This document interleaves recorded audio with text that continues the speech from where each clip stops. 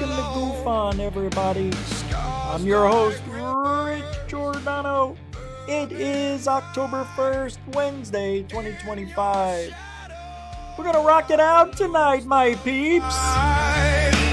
Broke me in, broke me down, shattered soul, hit the ground, echo scream, no safe sound. Broke me in, broke me down. All right, we'll leave it there for the end. Welcome, everybody. Hope you're having a great middle of the week. It is a hump day. It's Wednesday. And just rolling along. We did an RSA show this afternoon. It was fun. I mean, it is what it is. And here we are. So we're trying to burn the candle at both ends to give you as much information as we possibly can on the subjects I love. Now, whistleblowing. We've talked about it many times. I just don't see the risk anymore. No, I don't see it. If I was a potential whistleblower, like a Jason Sands he did it right? He didn't go and do the congressional hearing, did he? I don't think he did. No, I don't think he did. But they don't have any evidence. They don't have to worry about Jack. Shh, don't say it. Right? They don't have to worry.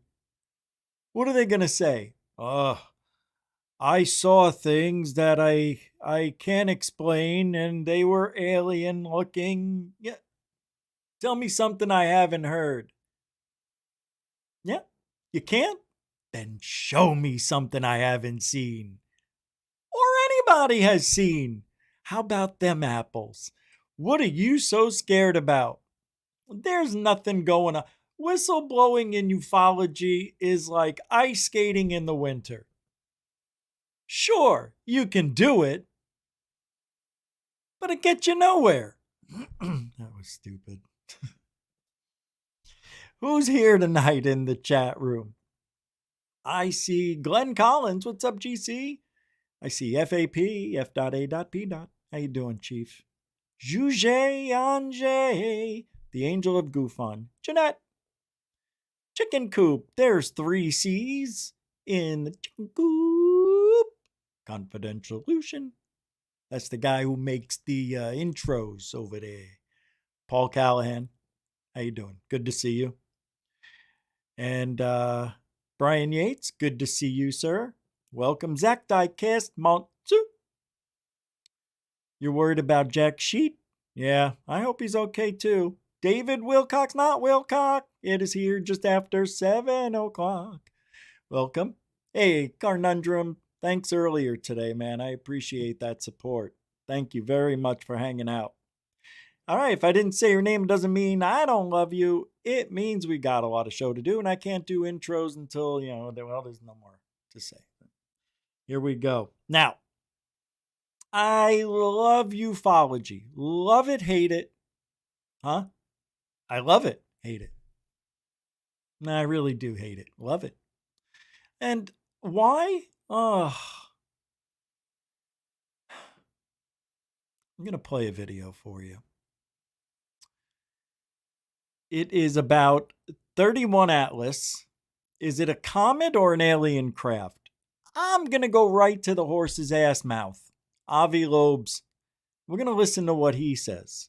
Because he's the guy who's gotten all the hype about this being an alien craft. Just like he did with Oumuamua. Remember that? And what happened with Oumuamua? Nothing. We're going to get a big fat 0 here as well, my peeps. Well, let's move this around. The 3-Eye Atlas is alien. 3-Eye Atlas. I was right. Frickin' flies. I opened up the door for 1 minute to grab a package and a fly came in. I can't get it out. It's the same one. It looks just like the same one. Technology in order to distract us from the Epstein files.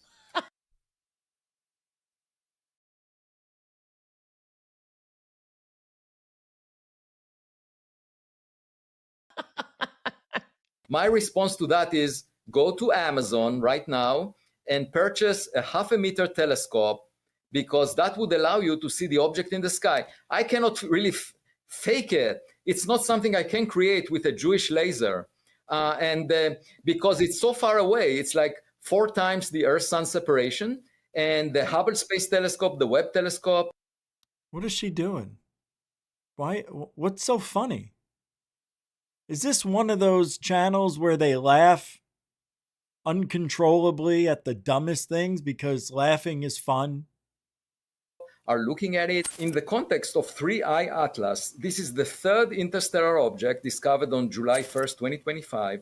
And what was special about it, first of all, the brightness was so large that if you were to assume it's a solid object, it had to have a diameter of 20 kilometers. That's bigger than Manhattan Island, twice as big as the asteroid that killed the dinosaurs. And it's just extremely rare. Okay, so I calculated. Well, first of all, there should have been hundreds of thousands of Oumuamua-sized objects. That was just the size of a football field, 100 meters or so. And there are many more small objects than big rocks. But more importantly, the interstellar space can deliver a rock of 20 kilometers at best once per 10,000 years. If you take all the rocky material, pack it into 20-kilometer rocks, once per 10,000 years, you can get one to cross. I have to say it. How in God's name would he know such a thing? Interstellar objects are for the first time since Oumuamua being seen. There's no data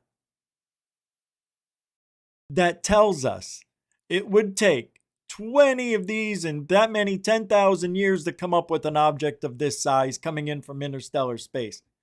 What are you comparing that to, Avi? What is he comparing it to? What stats? Nothing. He just makes it up. And we go, oh, Harvard professor, oh yeah, he's a smart guy. No.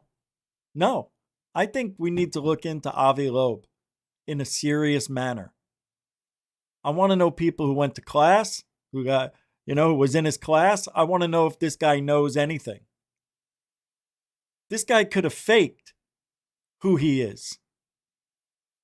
That's how bad this is, guys. I don't think you realize. Maybe we're all so used to him that we're just, that's just Avi. No, I think there's something going on with this guy. I don't think he is who he says he is. There's something wrong. He says stuff that is so out of the norm for what I know professors think outside the box, but not this guy. This guy is specifically sounding stupid for some reason. I don't know what it is. Maybe he lessens his intelligence to fit in with the, us lesser brains. We're not as smart as him. So, he dummies it down. Is that what it is? Is he testing us to see if we'll believe him because he says he's a Harvard professor? Is that why? Is he testing? Is this a science? Is this a psyop by Avi? Is it the Avi psyop? Sure feels like it. Feels like we're playing games with him. Go back a few seconds here. A rock of 20 kilometers at best once per 10,000 years. If you take all the rocky material, pack it Where into did he get those 20-kilometer stats? rocks, once per 10,000 years, you can get one to cross the inner solar system at the speed of 3I Atlas. And we saw it after 1 decade of surveying the sky. So that was unusual. And then more dramatically, the trajectory of this object is exactly aligned with the plane in which the planets orbit the sun to within 5 degrees. And, that coincidence is 1 in 500. Okay, for it to lie exactly in the plane, it means that you have nothing to compare those statistics to. That is a made up guess. That's a guess. Along its path, it can come very close to several planets. In fact, it comes very close to Mars, Venus, and Jupiter. And it wouldn't be able to do that if it came at an angle. And moreover, it arrives closest to the sun when the Earth is on the opposite side of the sun. So we won't be able to observe it. And that's the best point to make a maneuver using the sun's gravity. Moreover, it came. So look, there's a 50-50 chance, actually is a 25% chance, that the object, I know infinity, you could say, but the object could either be north, behind it, south, east, north, south, east, or west of the sun. It just happens to be behind the sun, so we can't say, oh, that's intelligence. Oh yeah, coming in that way, we'll never be able to see it. Very smart of this rock. It's a very smart rock. Yeah. This rock could be an alien rock. Yeah. It could be a rock with brain. It's the rock. From a direction in the sky that is full of stars. It's the direction of the center of the Milky Way galaxy. And so I was a co-author of a paper that said, is 3i Atlas alien technology? And of course... You know when he's lying? When his voice goes up into an octave only dogs can hear. Alien technology. Listen to this. He does it a lot. Alien technology. Alien technology. He did it earlier and I didn't replay it. Alien technology. And of course, if it is alien technology, you can't do the calculation of the mass in rocks in interstellar space because this object is targeting the inner solar system. And, it will... Catch the words he uses, my peeps. It's targeting? No. It's drifting in mid-space. I was going to say mid-air. It's just a flying rock in space. Not even flying. It's just going through space. But those words, targeting, makes it sound like this is an intelligence. What an asshole. Trying to trick us with words. That's how they do it, man. They put these subliminal messages with, he's not doing it, surreptitiously. He's doing it right out in the open. Because he doesn't care. So obvious, you miss it. But he keeps putting words like targeting or changed its speed or how did it go on this plane. It eventually you start thinking, oh yeah, oh well, it sounds intelligent. You know what? I believe him. They're going to start believing this. David, thank you. Wow, 42 months. No, let me PayPal yesterday. Yeah, I mentioned the one from yesterday on yesterday's show. And I did say thank you when it came in, like 20 minutes after. But there's nothing here today. But yeah, I did get yesterday's. Yep. I mentioned it on the show. Hey, thank you, brother. 42 months. I think that's the longest, if not tied for first. Man, I can't believe it's almost 4 years. Thanks, bro. David Wilcox, not Wilcock. So Paul Callahan says, no, but this is all wrong. The point should be we, as a people, should be ready to defend our planet. But no, let's moan about the weirdness. Hey, that is an interesting point, Paul Callahan Fowler. Right. Well, this thing supposedly is not going to hit the planet, right? But there is a chance it could. There's no way we could defend against something that big. That's what they're saying. Yeah. Well, we talked about this last week. I don't know when. But I brought it up that if the government knew there was an end of day scenario about to happen, I don't think they would tell us until it's a week, maybe 3 days out. Why 3 days? Because that's how long it would take for people to stop working, to spend the last 3 days with their family and not starve to death. Right? I think that's how the government would play. Take these 3 days. Just don't hurt everybody. Enjoy the last 3 days of life on Earth. Eat all the ho-hos you want. sorry, we can't figure out a way to help save the planet. God, can you imagine? We would all be fried. Fried. We'd burn up. All right, Avi, tell us what's up. Pass closest to the sun on October 29th, Thanks, Paul. 2025. I got a text message the other day from someone who said that he is trading options on the volatility of the market with an expiration date of October 29th in order to make money. And I immediately thought, I don't know if there will be meaning to money if this object turns out to be technological after October 29th. If you want to take a vacation, take it before that date. Because who knows what will happen. Now, it could be a mothership that releases mini probes, that they come to Earth. The Galileo project that I'm leading is looking for unidentified anomalous phenomena. And how could he say such a thing? To say that this could be aliens. They come to Earth. Could be the Galileo mothership. project that I'm leading is looking for unidentified anomalous phenomena, and we have now 3 observatories, and we will check if after October there is more activity. That would be interesting to check. But as of now, people, astronomers, what you will hear is the sort of the party claim that this is why is he rocking so much? Comet. A comet, by the way, just like a zebra is identified by its stripes, you tell it by the cometary tail. Okay, that's what distinguishes a comet. And in this case, just yesterday, there was the first analysis of the image from the Hubble Space Telescope of this object. And guess what? There is no tail. But more importantly, there is glow in front of the object instead of behind it. It's got headlights. It's got headlights. You're not celebrating Halloween this year. That's the take-home message.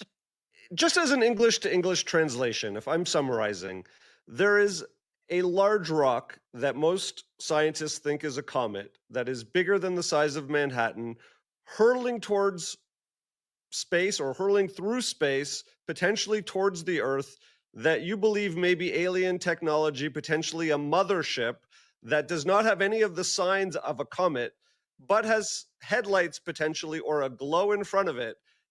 And it's scheduled to arrive potentially on Earth on October 29th? Is that accurate? Not to Earth, but to get closest to the sun along its path. But Avi, it's going to appear when we can't see it, which would be the best time for it to make a sneaky maneuver. Yes, exactly. I mean, you can argue like my colleagues do and say, the trajectory, it's just a random trajectory that happens to be fine-tuned and so perfectly aligned with all these planets. And, it's a coincidence that it happened to come closest to the sun when we can't see it. And it's a coincidence that it passes near all these other planets. By the way, even if you take this trajectory and just arrange for a random arrival time, you get 1 in 20,000 chance of it coming as close as it does to Jupiter. Right. Because that's how many rocks are out there. 1 in 20,000, nothing. It might as well be 1 in a million. Because there's trillions, if not many, many trillions of rocks out there that could have come this way. So the fact that Avi Loeb just makes up statistics about the odds of something like this happening, 1 in 20,000, all right, you can have that one. Mars and Venus. It just fine-tuned in the sense that it also comes closest to those planets. Those planets are moving around the sun, in a circle, each of them. And they get to the point where 3I Atlas is just when it arrives there. Like, how can that happen? Maybe you're crazy. Maybe they're just going to say Avi's nose. Crazy. But is this sort of the way we have to Is think? this that comedian? Meaning if you're going to open up the possibility who's on Third that Rock from the sun? There's extraterrestrial life. It's got 1 million or billion Is that who it is? years of head Awesome. start on us. You have Yeah. to open your mind to the possibility of what if. And so every time you see something that we can't yet explain or we can't yet measure, we get to open our minds and say, what if? What are the possibilities? What's the clinical, Bernie. scientific, quantifiable way to examine it rather than just dismiss it. Yeah, or assume that it's the same as we have seen before, because that's the usual approach of scientists, of anyone. And my point is that, in fact, I suggested establishing a new scale between 0 and 10, which is now called the Loeb scale, because I suggested it a month ago, and there was actually a paper yesterday that I co-authored about it. Thank you, Bernie, for the 41 months. Almost the maximum. That's okay. Nobody's going to hold it against you. Incredible. Thanks for being a continuing supporter, Bernie. And everybody, thank you. Did you just hear what Avi Loeb said? He named something after himself. And the idea is a 0 would be an object that definitely shows a cometary tail, okay, or looks like an asteroid, has all the characteristics that we're familiar with of a rock or an icy rock. That's 0. And 10 would be an object that is definitely technological because it maneuvers or has some artificial lights or has some unusual shape or transmits signals, something, or has, releases much more heat than you expect from the solar illumination. It has some engine that gives it additional heat. All of these signatures would raise a flag. And if it looks like it's technological, then there needs to be an organization that is international, because the aliens do not care how we split territories. Oh, it is her, Dr. Mayim Bialik. Here it is. There is much more real estate out beyond Earth, and they would be completely amazed that we... Oh, I hope she's okay with us borrowing this. That's awesome. Good for her. I knew. See, you didn't hear me complaining about her. You didn't hear me say anything mean about her. Not because I recognize her, it's because she didn't sound like an idiot. She sounded like she was smart. So I appreciate this. This is great that she's actually covering this. I'm very happy to see that. She's on that side of the... Right? Isn't she on that side of ufology? Because Avi Loeb is. We are worried. They're like hippies. They don't believe in borders. Thanks, Bernie. No, I mean, what we decide here on Earth is very local. We are obsessed with it. All our geopolitics is all about territories, and they would think, who cares? This is a tiny rock out of billions of them out there. Okay. But so they would... There's only so much of this I could handle. I went a little too fair. I'll put the link to that in the show description so you guys can watch that on your own leisure. But I find it very bad.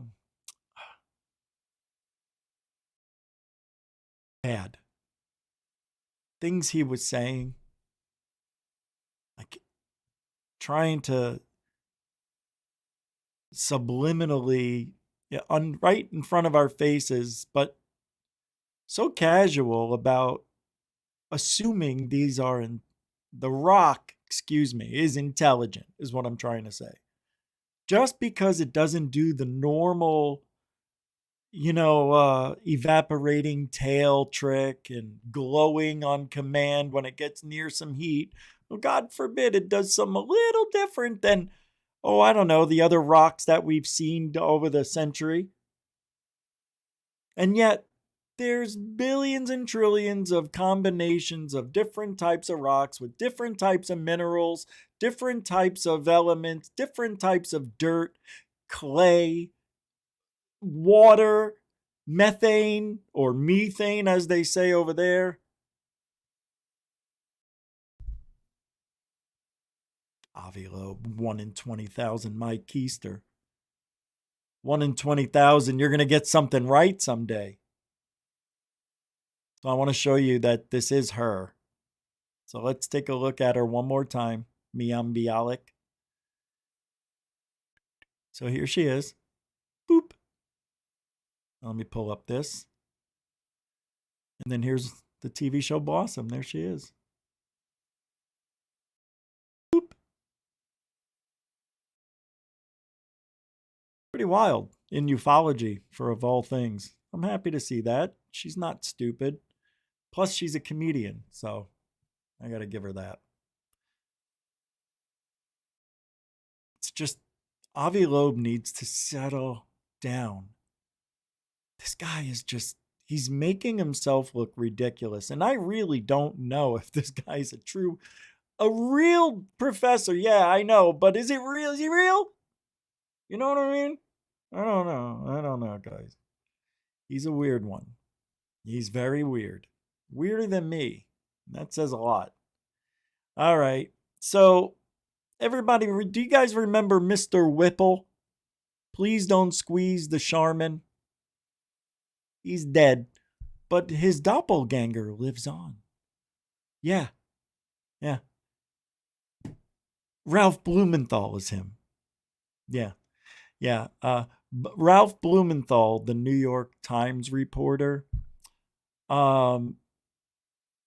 says that, intelligence sources revealed that Ralph Blumenthal of the New York Times, a reporter, claims that they have touched non-human craft with their hands and have seen bodies.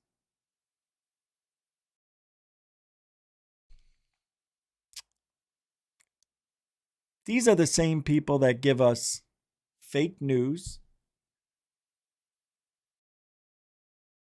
Fake news. What else? Fake news. But we're, everybody's going to take a listen. Just for the she's and G's. Capiche? Neil Goodman on X. Here we go. Seen, alien bodies. Why is this so low? Come on. Well, that's not on my end, peeps. You're going to have to turn up the volume on your end. But not to the point where. So to answer your question, yes, we've gotten many accounts from people who say who claim to be in the know. They have intelligence credentials. They say they have seen craft with their own eyes. They put their hands on craft. They have, in some cases, seen alien bodies, but not to the point where we can verify that information. We can verify that information.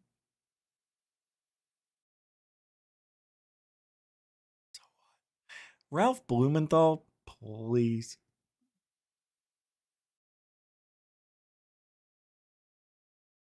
Do you guys know who Uri Geller is?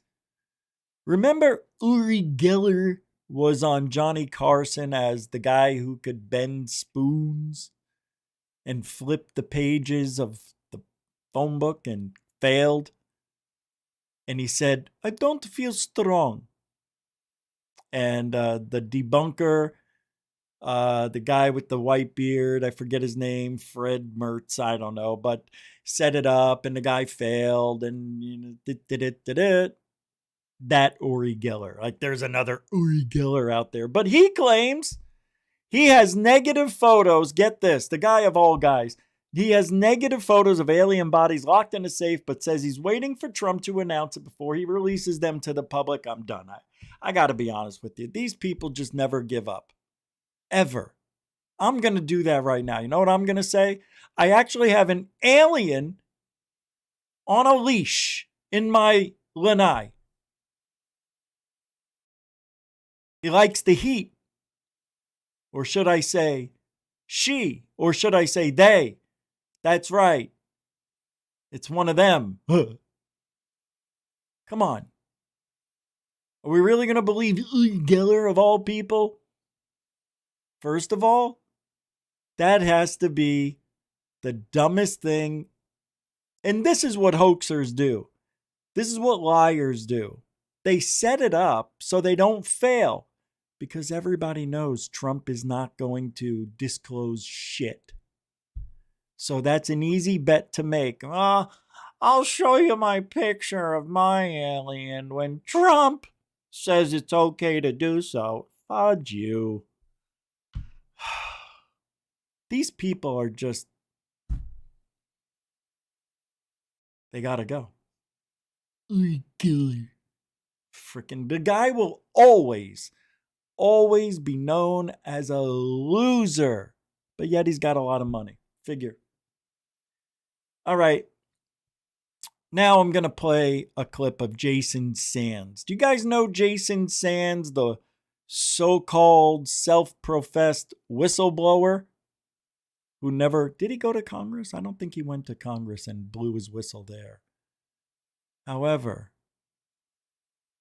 he just can't find...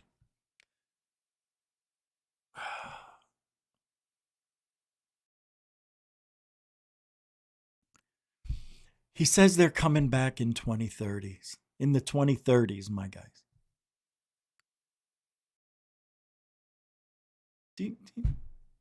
Seriously. Come on. Come on, guy. Seriously. I can't. I can't be nice anymore. You understand that, right? I just can't be nice with these people anymore. And I don't dislike Jason Sands at all. I can't. Look, he says somewhere in the 2030s ish, it could be 2039. David Grush wasn't surprised at all and said in response to Sands, they've probably sat on it and quieted it down. People in the program are at risk and don't even know it. Know it. I got one word, two words put together as one. Bullshit. And I just sat back and I was like, guys, what on earth did I just hear? Because this person said that they just finished interrogating this Eben, and that the Eben had said that they were going to be coming back 50 to 70 years from, either the 1990s or the Holloman Air Force Base, because that was also mentioned during the call meeting that was supposed to take place at Holloman Air Force Base. So 50 to 70 years, it's about 2030s ish is a window of time that they're going to come back and ask for their equipment back, their prisoners to be released. And then I think they called them, the emissaries could be exchanged. And I just was shocked. I was like, I can't believe it. I just listened to one of the most interesting things I've ever heard. And all the other analysts gathered around my rack, which is what they call your position. And they all wanted me to play it back for them. So I rewound the tape several times so that they could listen to it. And their eyes were just popping out of their head.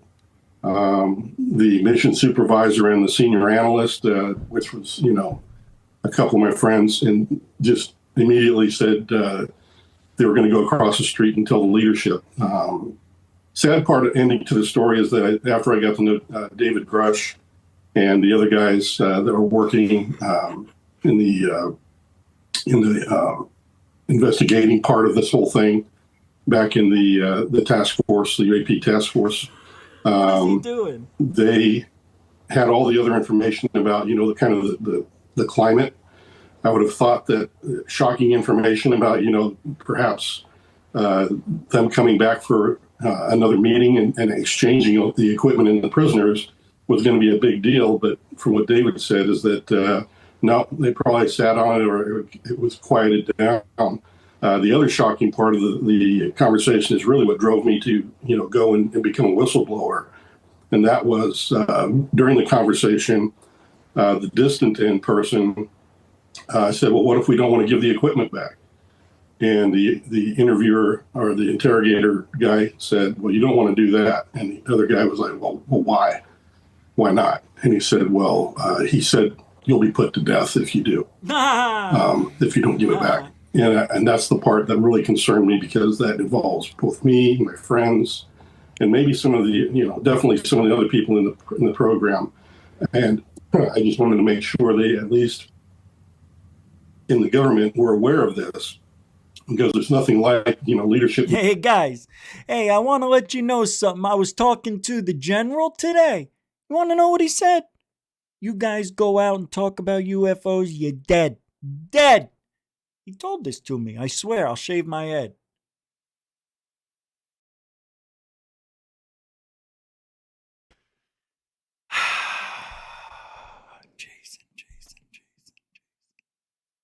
Listen. It really concerned me because that involves both me, my friends, and maybe some of the, definitely some. Yeah. Did we get quivering lip, Jason? Are you making believe you're crying inside? You're worried? Give me a break. Well, you don't want to do that. And Listen. the other guy was like, well, why? Why not? And he said, he said, you'll be put to death if you do, if you don't give it back. And that's the part that really concerned me because that involves both me, my friends. Does that make sense to anyone? If you don't give back the whatever he's got, they're going to put you to death. Then you don't get it back. Stupid. Like, you're going to believe that? You got to play hardball with these whistle people. You understand? I got nothing. It's nothing. I got nothing.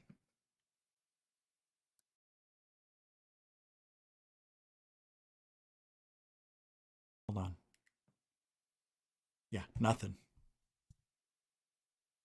Jason Sands is grifting this whistleblower status that he has given himself, and he is trying like hell to be in the middle of it all by giving us information we could never prove, we could never verify, we could never verify, we could never verify. Sorry, same thing. I kept saying it over and over because that's the game. I like it. So I was given this information, and I want to thank Ed Shafet, a few days back, 5 days ago. And when he sent it, I believe I was sick the first day and then never went back to it. And this is an interesting situation that has arisen. Now, I'm going to play this video because I didn't have a chance, because I kept forgetting to watch it all. Oh, I did watch. Yeah, I watched this. Okay, yeah, of course I did. I watched this. Yes. Yeah, I did watch this. I didn't think I did. This is Jesse on Fire. Now, I don't know if you guys heard, but they have changed. Trump has changed that you got to be in shape now to be in the armed forces, right? You got to be in shape. That's not this. No.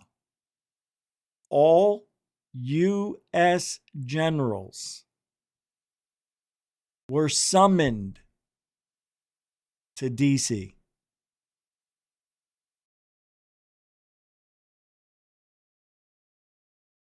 Apparently, this is something that rarely happens. And yeah, there's a lot of stuff going on. And now isn't the time for complacency, so shit's about to hit the fan. According to the video. I wasn't going to play this on this show, but I have to, because it's really interesting that this might have to do with the drone situation. We don't know if that's why the drones are at these locations, keeping things safe, because, generals and admirals and a lot of people are traveling on the water. I don't fucking know. I don't know. But let's watch this video and get a feel for why all U.S. generals were summoned to D.C., which is weird. Thanks to Ed Shafet. Stories to go through this morning, or well, you guys will be seeing this morning. Okay. Obviously, I'm sure a lot of you guys heard that there is some very secret, I don't know, like concerning to me, meeting that's going on where Pete Hegseth has literally summoned all of the top generals and their staff, and none of them have any idea why. This is at 7:15 p.m. on Thursday. No one has any idea why this is happening. Okay. And it's highly unusual. Okay, before I play the rest of this, let me explain one thing to you. This reminds me of something that happened in 2004. Maybe 2005 in the beginning. No, it was before the tsunami. Remember the Christmas Day or Christmas Eve tsunami that killed 250,000 people around the globe? That one, yeah. Well, just days, like 2, 1 maybe, before that earthquake took place in the middle of the ocean. I think it was the Indian Ocean, not sure. All of the world's navies got together in the Pacific, about 1,000 miles south of Hawaii, middle of nowhere. And apparently there was some sort of underwater test, possible detonation of a new type of bomb, they thought. I tried like hell because I remember talking about it I had a website at the time. I didn't have a live show yet, but I remember putting it on the website. So what are the navies around the world doing in the middle of the ocean? And then there was nothing about it, no news the next day. And then the tsunami happened. See the connection? That's what this reminds me of. That they're getting admirals and generals together to do something. And we know what's going on in this country. We know what's going on in the world. If you're paying attention, you don't have to be, half in the bag to not know what's going on. It's easy. Everybody sees it's all over the news what's happening. But this is a highly unusual thing. Let's continue on. It reminds me of what happened decades ago. And the fact that the president and the vice president are going way out of their way to be like, oh yeah, hey guys, what are you guys talking about? Okay, we're gonna get into that story because I heard a rumor that it has to do with Russian incursions over our airspace. But I don't know, dude. That doesn't sound right to me. Do you know what I mean? Like that doesn't. So Russia, what about drones? Could be the drones. Flew a little too close to Alaska. So you're like, we need every single military leader in the world, like, to come to one place. Nope. That sounds like a pretty good target to hit, huh? I'm sure there are reasons that we don't put all of those people in one. Maybe it's an alien invasion.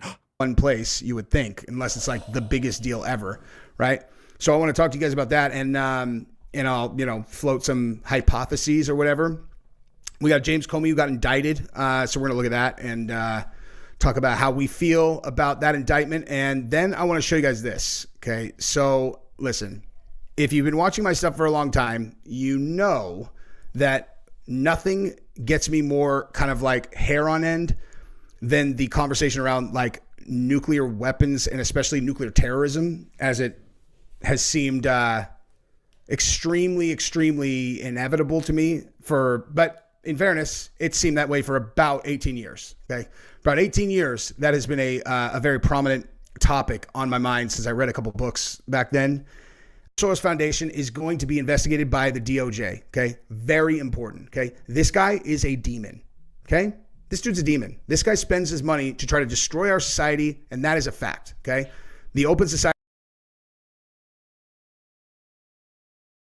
Hey guys, I'm looking for the part that I want to talk about. Oh, enemies we have foxes in the henhouse. Okay, we got to root them out because they might be in the henhouse looking like, hey man, listen, this is supposed to be nonpartisan with a thing of gasoline behind them and a match, and they're like just waiting for you to just lull you to sleep so they can burn the entire place down. I mean, listen, dude, like, do you think that all of that like critical race theory stuff that was in the military, you think that was nonpartisan? You think that wasn't being funded by these creeps who are trying to destroy the country? Why on earth would you have all that shit in the military? Okay, it's all the same people. That's why we have to root them out.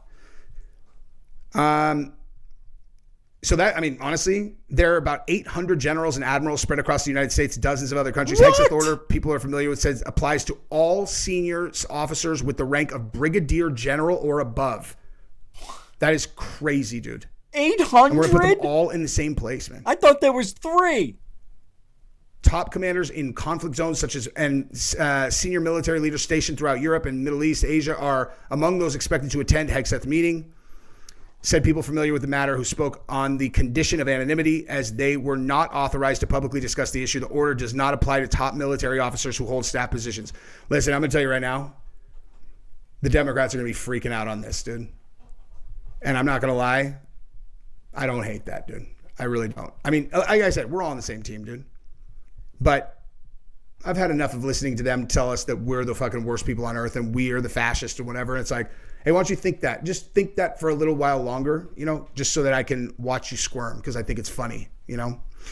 Anyway, so Comey got indicted. Why the fuck is that on that guy's car, man? This was a map that showed radioactive clouds. Yeah, check this out. Could totally just be a numbskull that had some weird map on his car. But check this out. Investigators in Dallas have discovered what they believe to be an anti-ice shooter Joshua John's vehicle, which had a map depicting radioactive fallout in the U.S. affixed to the right rear quarter panel of his car.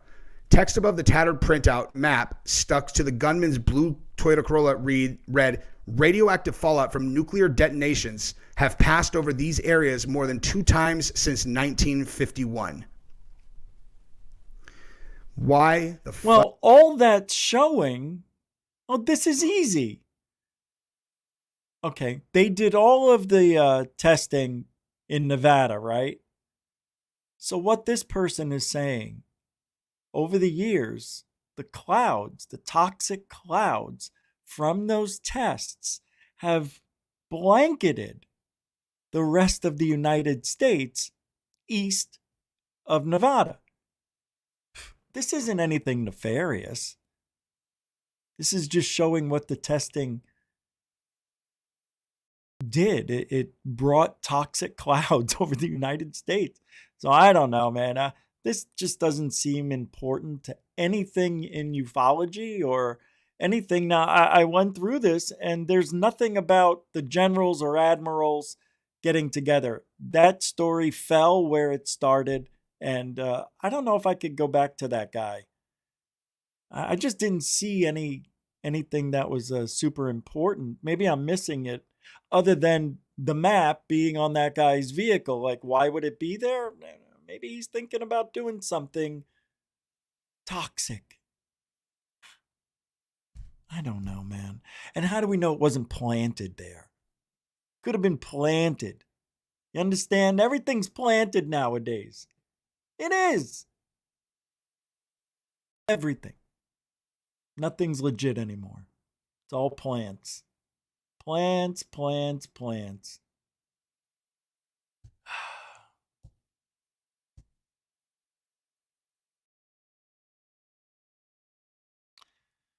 I don't know, my guys. It's weird, you know.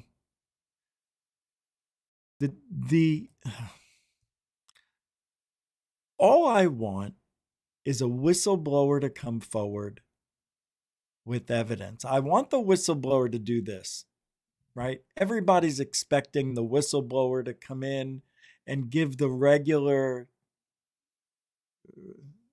details, like they are NHI. We have a craft. We can't fly it. We've been inside it. There's no bolts, And there were pilots. Yes.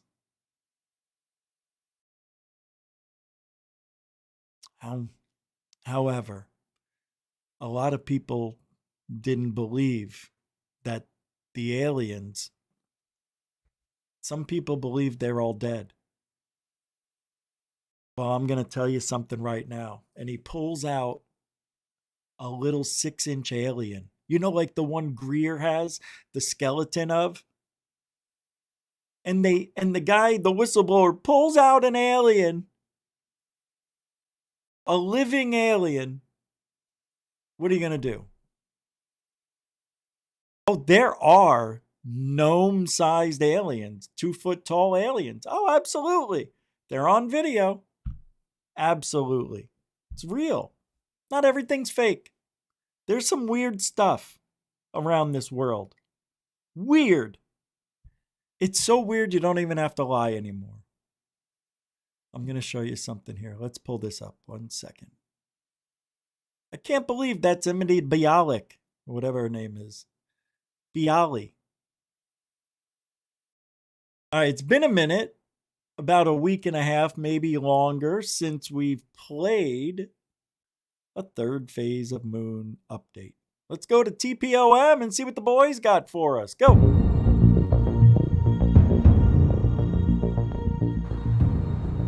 Welcome back to Third Phase of Moon. You've got the Cousins brothers right here, and we've got a lot of UFO videos for you tonight, including an interview with Travis Walton, the famous abductee. But right now, we're looking at something captured by amateur astronomer of what looks to be some kind of possible moon base. I want to get your thoughts in this live premiere, guys. We're looking at something. Could be smoking gun. Guys, I want to get your thoughts here. Yeah, TikToker finds a base on the moon. Well, that's a big question right now. And we're looking at something that it's leaving us a little stunned. It's interesting. It does look like towers and some kind of a bulbous kind of like, placements right there on a ridge. What are we looking at? Hold on. You got to admit, look at this, guys. This looks like a dump truck. Here's tires. You see it? This looks like one of those oversized trucks with these are 10-foot tires. Here's the pilot goes there. This looks like a conveyor belt, like they're digging for gold, or whatever. And it looks like it's folded in half. If they unfolded it, that would go down just like a dump truck. And maybe it's that. And this looks like another type of vehicle, just at a weird angle. This could be two vehicles side by side. I don't know. This looks like a possible tower of some sort. This is interesting shit. Look at this truck. This looks like a Tonka truck. This looks fake, but it can't be, can it?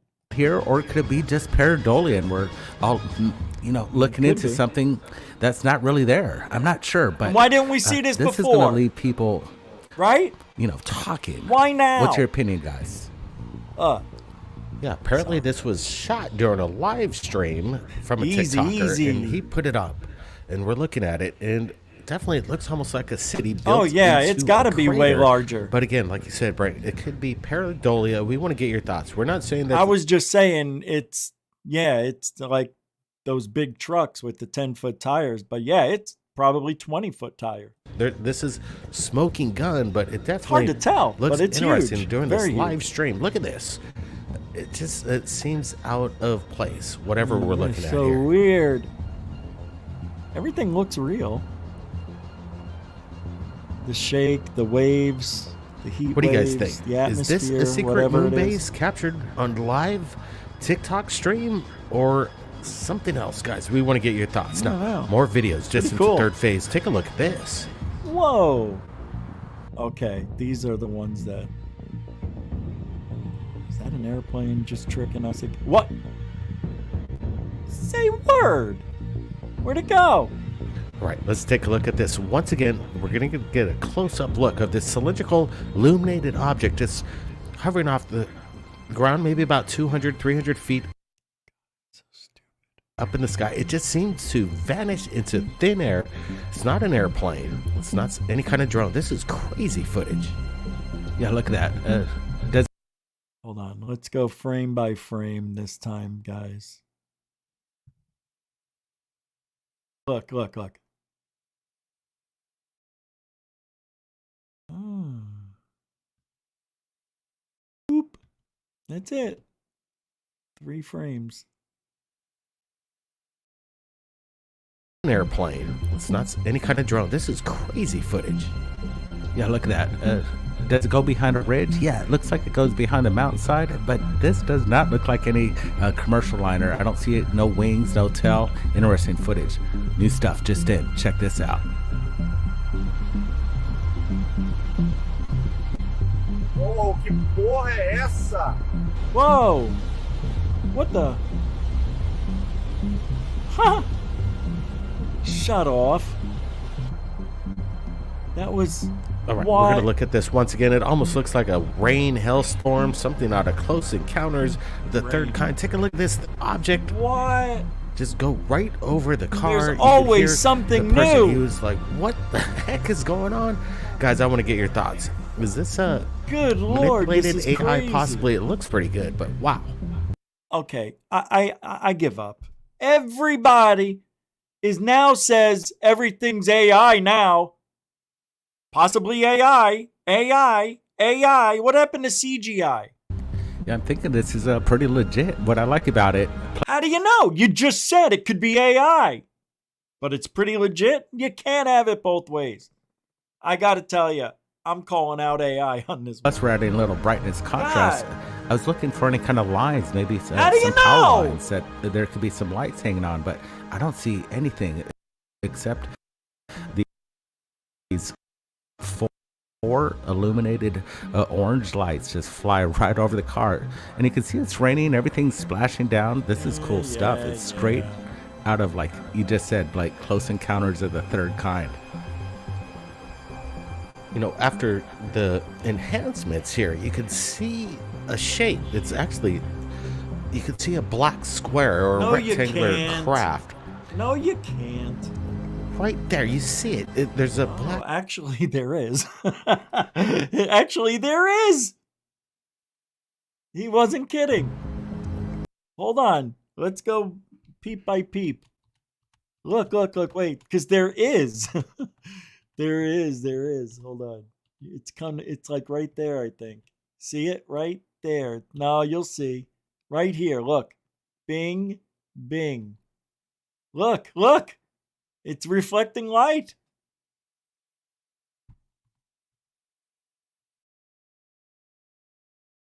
It's weird. You do see, here's the bottom edge of it. See, it's leaving. Oh, it's so weird, man. It's just, there's something there. Watch now in regular speed. You can see it easier, believe it or not. Rectangular craft. Right there, you see it. There's a black There's shadow. something. I didn't see that. It is at like first, a but shadow. He's right right. here, you look at the original. You kind of just think that there's. Well, maybe we can see it easier here in the regular lighting. Oh, I can't see it. But it's there. There's like something there, man. Balls of light, but then you do see like this That's rectangular weird. Yeah, he's right. black craft there supporting the lights itself. Yeah, he's right. You're actually bringing in that brightness contrast. If I didn't do that, we wouldn't have seen that this is actually one solid object. It may not If be, this though. is It could indeed just be real, the way the we're looking lights at are. one craft. You do see the corners, the edges. You do, It's though. all connected. They're not just individual orbs floating. We're looking at something incredible right here. Yeah, there's something in there. It is one solid object. It's good to with be with four everybody lights. here tonight. Again, we have Sure an is. exclusive interview with Travis Walton coming up in just a few moments. But Say before we get to that, I word? want to get your thoughts. What was captured in this rainy, almost looks like a hailstorm on this road, just hovering right over the car there? What an incredible capture. All right, we've I seen don't it now know. The guy's 91 not- times. Let's go. Zolo, Arizona. Travis, welcome to Third up, Phase Skip? Moon. Thanks for having us over here in Arizona. We're All right, I'm going to run this and let it play out for a few minutes, okay? in the location, or close to the location where it all went down. And, you know, there's a lot of people out there that are really fascinated about your story. You're world famous in regards to this phenomenon, but we're going to get into some other things that people might not know about you, Travis. And first off, people want to know what happened prior to this. Were you a believer in UFOs? Did you have any experiences prior? What was your first impression before the event? I had of your actually time? had some sightings before. You know, it's not unusual up in this country because, you know, you live in the out of doors, and it's an area where the skies are clear much of the time. You know, when you're out here, you kind of feel a presence because a lot of people say they do see strange lights in the skies and strange, you know, experiences in the woods. Have you had any other experiences after this event? Well, yeah, I did. Well, let's talk about that a little bit. Let's go for a walk, Travis. All right.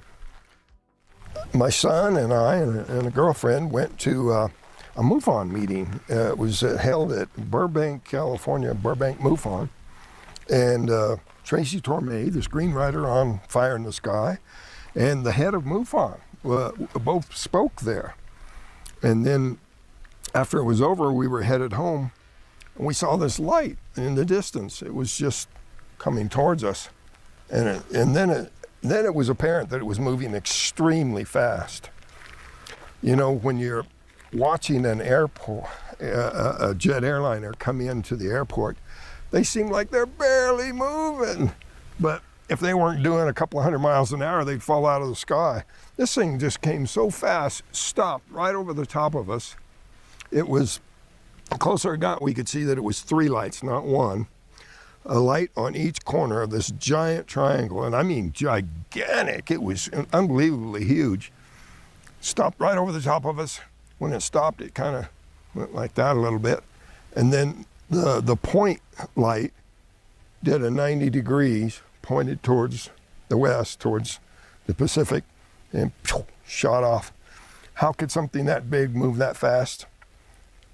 I'd have never told anybody, but by the next morning, we found out that there was a website, took 15 other reports. And I'd never even heard of the site, you know, and after having happened to me what did, just an obscure website takes 15 reports, but in a city that size, you can imagine there must have been hundreds of people that saw what we saw. So we're talking about the black triangle, and it's dubbed the TR3B. Some people speculate. Oh, that annoys the hell out of me. That's saying it's a military thing. No way. That's just stupid.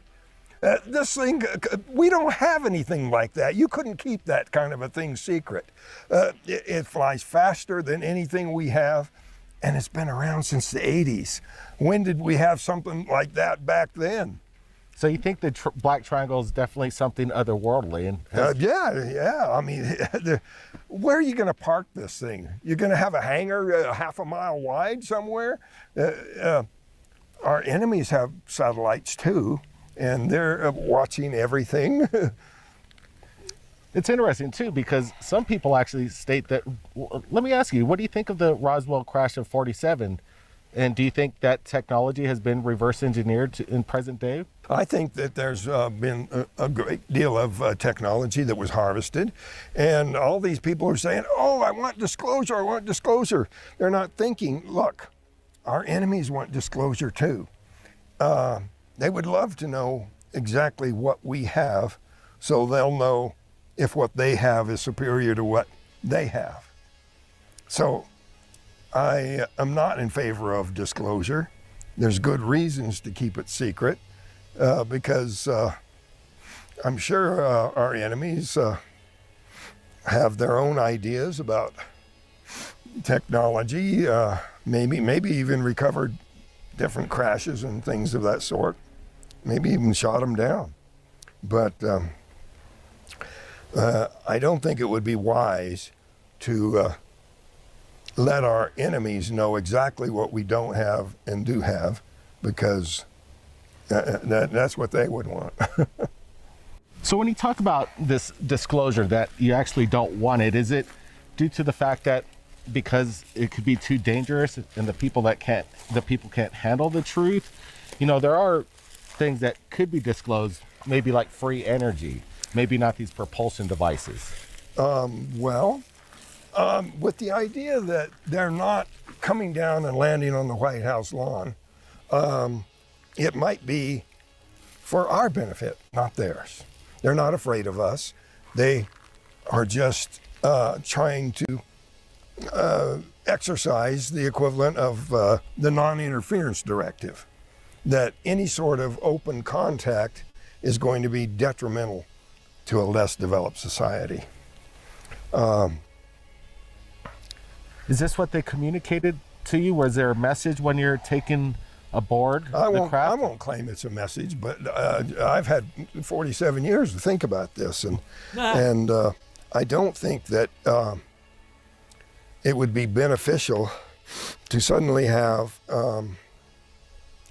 free energy. The world's economy survives on petrodollars.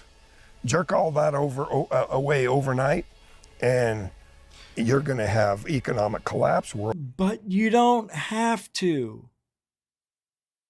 You don't have to. See, he thinks as soon as you come in with free energy, that all that money they were making from gas and oil becomes obsolete.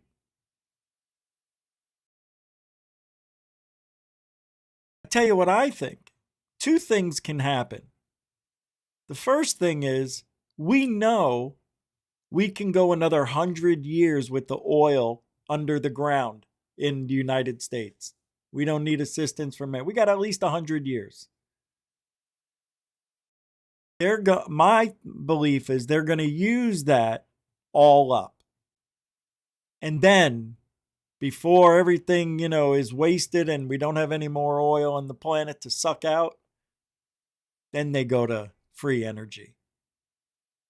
Now, the second way would be to do an even swap. So, just like they did with car batteries. Well, do you mean I have to charge my car every 15 miles? Remember when the electric car first came out? You could only go about 80 miles, 150, and it kept getting bigger and better. And now you can go, 400 miles on a charge on some vehicles, right? But it's about 300, 350 on the average. You do the same thing with free energy. You charge people for the time they use it. So now we have free energy. There's no harm to the environment, no harm to me. And we get charged, they'll figure out a way to charge us for using it. And that's how you do it. You charge for the time you're using it. They're not going to go broke. Do you know how much money they made? Like $100 billion in profits. Like, how can you go broke? You just can't. So that's how you do it. And then you sell packages of free energy. You want a week? We'll give you a week for $100. But wait a minute, if I get it for 2 weeks, it's $150. Well, we'll give you 50 off if you get 2 weeks of free energy. Is that unlimited energy? If you use it between the hours of 8 and 5, it's going to be just like when cell phones and the billing came out. If you use it between 8 a.m. and 5 p.m., it's 45 cents a minute. If you use it between 5 and 7 p.m., it's 25 cents a minute. Anything after 7 p.m. to 6 a.m., no charge. And everybody was calling everybody at night, remember? I can't believe the call's free and I'm walking around. I'm driving. You remember that? It's amazing technology. So, there's a way to make it work. Nobody's going to go broke. Nobody's going to go bankrupt because we switched to free energy. I'll put the link to the third phase of moon video in the show description so you can watch the rest of that interview. I haven't watched it, so I'm going to watch it too. But it was good. Yeah, they're asking some really good questions that other people don't ask, which is why I like the way the Cousins brothers interview people. They really have good questions. They do. Always have. People don't give them credit because they don't want to give them credit. It's not right. I see it. So what? Let them be them. You don't have to like them. Anyway, that's it for tonight. We're going to get going. Now, tomorrow there is a show. We'll be here at 7. And Rich Saves America, there might be a show at 2 o'clock again, like we did today. However, I'm thinking of changing it to 11. I haven't made the show yet, but I'm finding out we get way more viewers at night than we do in the afternoon. And I mean way more. It's 50,000 or 5,000. So it's a no-brainer. So I'll probably start going late on Rich Saves America, probably 10 o'clock, 9 o'clock after this show.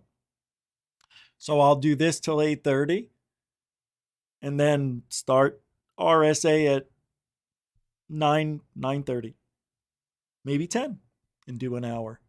An hour is easy. I can do an hour standing on your head.